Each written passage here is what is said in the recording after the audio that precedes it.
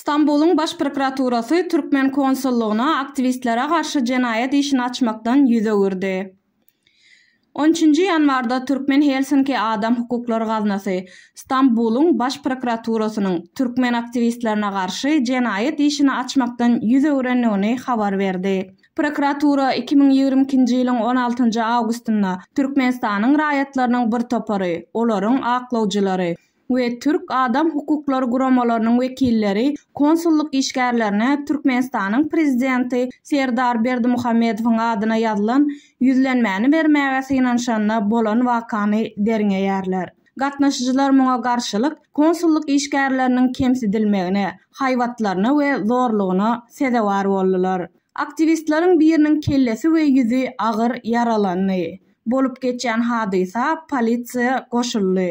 Ejer çekenler şol gün şikayet bilen prokuratura yüz tutdular. Şeýle hem prokuratura Türkmenistanyň konsullugy hem yüz tutdy. Ýakynda Stambul şäheriniň baş prokuraturasynyň terrorçylyk we guramaçylykly jenaýet derňew bürosynyň Türkmen konsullugynyň şikayetine garşy kararynyň bir nusgasy bize gelip gowuşdy. Türkmen aktivistleriniň bu iş boýunça Türk prokuraturasynyň ýagdaýy bilen tanışmagy peýdaly bolar diýip hasaplaýar. Resminama görä derňew Özgür Der Türk Jemgyýetçilik guramasynyň wekili Mehmet Emin Kaçmada Türkmen aktivistleri Atamurat Saparowa we Dursultan Taganowa garşy geçirildi. Güman edilýänler kanuny bozmak niýetiniň ýokdugyny we hiç hili jenaýet etmeýändikleri sebäpli bu aýyplamany red edýändiklerini ma'lum etdiler. Kararda konsulluk işgärleriniň kanuny hereketlerine garşylyk bilen baglanşykly derňewi geçirilendigini aýdylýar.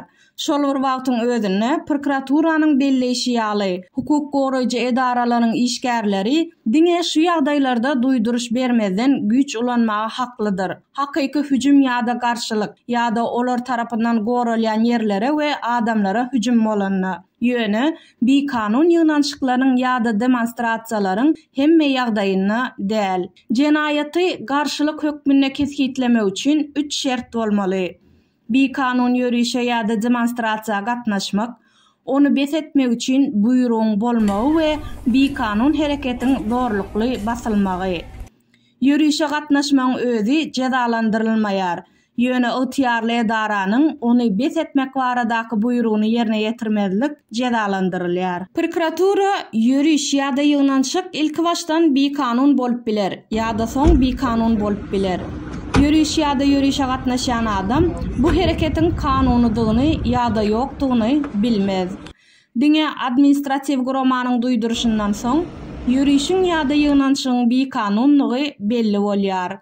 Eger gatnaşyjy bu duýduruşdan soň hereketini dowam etdirse, bu hereket jenaýetdir diýip belleýär. Prokuratura ýokarda agzalanlary göz tutup, güman edilýänleriň hereketlerini, güman edilýän jenaýetiň elementleriniň bardygyna inanmaga hiç hili esasyň ýokdugyny, şonuň üçin 16 awgustda bolan waka bilen baglanşykly kaziýet jogapkärçiligine çekilmäge hiç hili esasyň ýokdugyny aýtdy.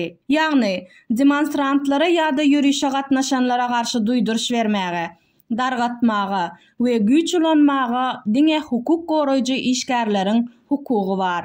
Türkmen konsullugyň işgärleriniň beýlekleriniň janyna howp salmaýan ýokarda agzalan gatnaşyjylara garşy güç ulanmaga hukugy ýokdy.